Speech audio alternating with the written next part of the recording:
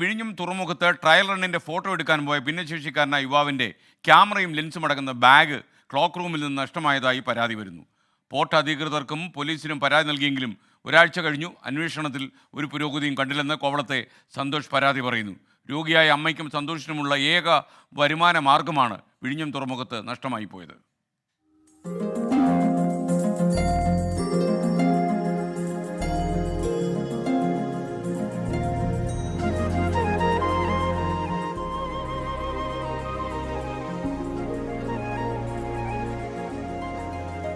20 വർഷമായി കോവളം സ്വദേശി സന്തോഷ് ഫോട്ടോഗ്രാഫി മേഖലയിലേക്ക് തിരിഞ്ഞിട്ട് മുമ്പ് ഓർക്കസ്ട്ര അസിസ്റ്റന്റായും സെക്യൂരിറ്റി ജോലിക്കുമൊക്കെ പോയിരുന്നു.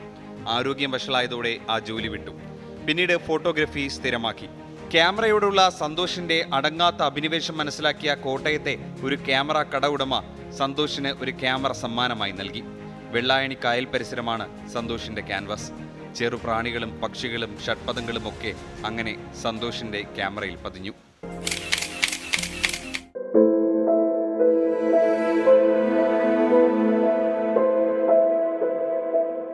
ചോർന്നൊലിക്കുന്ന ഈ വീട്ടിൽ അമ്മയെ നോക്കാൻ പാടുപെടുന്ന സന്തോഷിനെ നാട്ടുകാരും കൈയഴിച്ച് സഹായിച്ചു. അവർ ചെറിയ ഫോട്ടോഗ്രാഫി ജോലിയൊക്കെ സന്തോഷിനെ ഏൽപ്പിച്ചു. വെങ്ങാനൂർ പഞ്ചായത്തിന് വേണ്ടി അങ്ങനെയാണ് സന്തോഷ് വിഴിഞ്ഞം തുറമുഖത്തെത്തുന്നത്. ആ കൗണ്ടറിൻ്റെ അടുത്തെത്തിയപ്പോൾ അവിടെ സെക്യൂരിറ്റി പോലീസുകാരൻ പറഞ്ഞ് ഇന്ന ബാഗും സാധനവും അങ്ങോട്ട് കൊണ്ടുപോകാൻ ഒക്കില്ല, നിങ്ങൾ അവിടെ കൗണ്ടറിൽ ഏൽപ്പിച്ചിട്ടാണ് പോകാൻ. അങ്ങനെ ഞാൻ ബാഗും ിലുള്ള സാധനം 2 ക്യാമറ ഉണ്ടായിരുന്നു. അതിൽ ഒരു ക്യാമറ എൻ്റെ കയ്യിൽ എടുത്തു. എന്നിട്ട് ആ ബാഗിൽ വേറൊരു ക്യാമറയും 2 ലെൻസും ഫ്ലാഷെല്ലാം കൂടെയാണ് ആ കൗണ്ടറിൽ ഏൽപ്പിച്ചത്. ടോക്കൺ നൽകി ക്ലോക്ക് റൂമിലെ ക്യാമറ ആവശ്യപ്പെട്ടെങ്കിലും കാലിയായ ബാഗാണ് കണ്ടത്. പരാതി നൽകി നിരാശയായിരുന്നു ഫലം.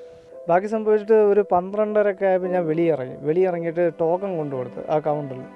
അവരുടെ ഈ പോർട്ടിൻ്റെ അകത്തുള്ള കൗണ്ടറുണ്ട്, അതിൻ്റെ അകത്ത് കൊണ്ട് ഈ ടോക്കൺ കൊടുത്തിട്ട് പറഞ്ഞ് എൻ്റെ ബാഗ് വേണമെന്ന് പറഞ്ഞപ്പോൾ അവരവിടെ നോക്കിയപ്പോൾ ബാഗ് മിസ്സിങ് ആയെന്നുള്ള ഇത് വന്നു.